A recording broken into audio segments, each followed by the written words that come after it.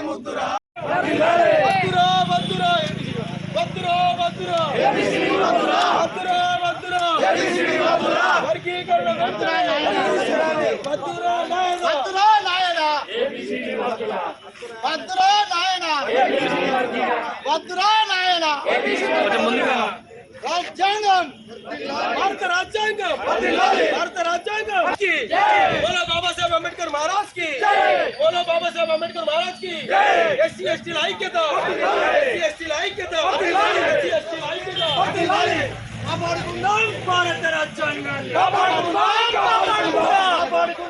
భారత రాజ్యాంగాన్ని పోరాడుదాం మానవ ఆత్మగౌరవానికై పోరాడుదాం మానవ ఆత్మగౌరవానికై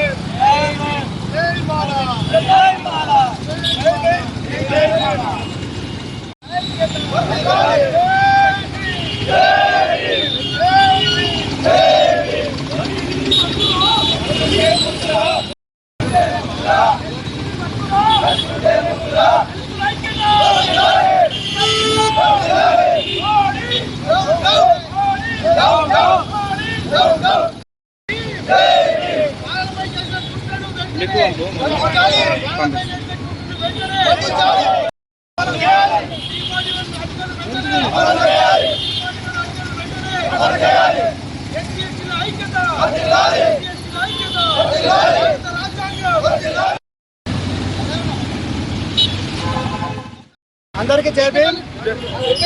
భారత్ బంద్ లో భాగంగా ఈరోజు జగిత్యాల జిల్లా వ్యాప్తంగా మరియు జగిత్యాల పట్టణంలో పెద్ద ఎత్తున వర్గీకరణకు వ్యతిరేకంగా ర్యాలీ తీయడం జరిగింది.